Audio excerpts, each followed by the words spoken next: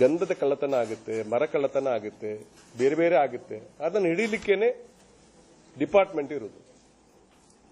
ಎಲ್ಲ ಕಳ್ಳತನವನ್ನು ರಮನಾಥ್ರೆ ನೋಡಬೇಕು ಅಂತ ಹೇಳಿದ್ರೆ ಅದು ಅಲ್ಲ ಹೇಳಿದ್ ನಾನು. ಅಲ್ಲಲ್ಲ, ಒಬ್ಬ MP ಮಾತಾಡಿದೇನೆ, ಅವನಷ್ಟು ಮೂರ್ಖ ನಾನಲ್ಲ, ಇದು ಅವನಷ್ಟು ಮೂರ್ಖ. ಅದಕ್ಕಾಗಿ ನೀವು ಅದನ್ನ ಆ ಪ್ರಶ್ನೆ ಬೇಡ. ಯಾಕೆಂದ್ರೆ ರಮನಾಥ್ರೆ ಮನೆ ಹೋಗಿರ್ಬಹುದು ಅಂತ ಒಬ್ಬ ಹೇಳಿದ್ದಾನೆ. ಅಂತ ಮೂರ್ಖ ಅವನು ನಳಿನ್ ಕುಮಾರ್ ಕಟೀಲ್ ತಗೊಂಡೋಗಿದೆ ಅಂತ ಹೇಳುವಷ್ಟು ಮೂರ್ಖ ನಾನಲ್ಲ, ಅಷ್ಟು ಮೂರ್ಖ ನಾನಲ್ಲ. ಗೊತ್ತಾಯ್ತಲ್ಲ?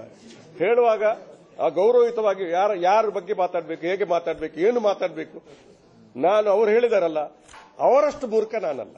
ನಾನು ಅದು ಹೇಳುವುದಿಲ್ಲ, ನಾನು ಆ ಮಾತನ್ನ ಹೇಳುವುದಿಲ್ಲ. ಹೌದಾ? ಹೇಳ್ಬೋದಾ? ನಳಿನ್ ಕುಮಾರ್ ಕಟೀಲ್ ತಗೊಂಡೋಗಿದ್ದಾನೆ, ಹತ್ರ ಇದ್ದಾನೆ, ನಾನು ದೂರ ಇದ್ದೇನೆ ಮನೆ. ಅವನು IG ಆಫೀಸ್ ಹತ್ರ ಅವನ ಮನೆ ಇದೆ. ಏನ್ ರಾತ್ರಿ ತಗೊಂಡೋಗ್ಲಿ ಸುಲಭ ಇದೆ, ನನಗೆ ಆದ್ರೂ ಕಷ್ಟ ಇದೆ ತಗೊಂಡೋಗ್ಲಿಕ್ಕೆ.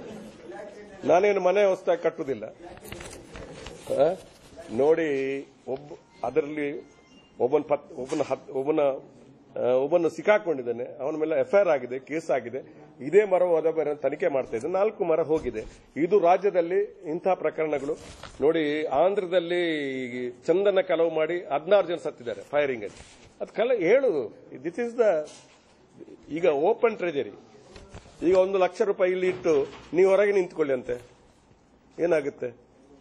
ತೆಗೆದುಕೊಂಡು ಮರ ಕೂಡ ಆಗಿ, ಗಂಧದ ಮರವು ಕೂಡ ಆಗಿ, ಅದು ಓಪನ್ ಟ್ರೆಜರಿ. ಫಾರೆಸ್ಟ್ ಅಂತ ಹೇಳಿ ಓಪನ್ ಟ್ರೆಜರಿ. ಇದು ರಕ್ಷಣೆಗಾಗಿ ಇವತ್ತು ಫಾರೆಸ್ಟ್ ಆಫೀಸರ್ ಇರತಕ್ಕಂಥದ್ದು. ನಮಗೆ ಹೊಸಬ ಅಧಿಕಾರಿಯನ್ನ ನಾವು ಇಲ್ಲಿ ಹಾಕಿದ್ದೇವೆ. ಒಬ್ಬ ರಾಜ್ಯದಲ್ಲಿ ಒಬ್ಬ ಒಳ್ಳೆ ಆಫೀಸರ್ ಅಂತ ನಾನು ಈಗ ಬಂದಿರತಕ್ಕಂಥ ನನ್ನ ದೃಷ್ಟಿಯಲ್ಲಿ. ನಾನು ಪ್ರತಿಯೊಂದು DCF ಆಗಲಿ, ನೀವು ಯಾರಾದರೂ ವಿಚಾರಿಸಿ, ನಾನು ಅತ್ಯುತ್ತಮರಿಗೆ ಮಾತ್ರ ಅವಕಾಶ ಮಾಡಿಕೊಡುವಂತ ಕೆಲಸವನ್ನು ಮಾಡಿದ್ದೇನೆ.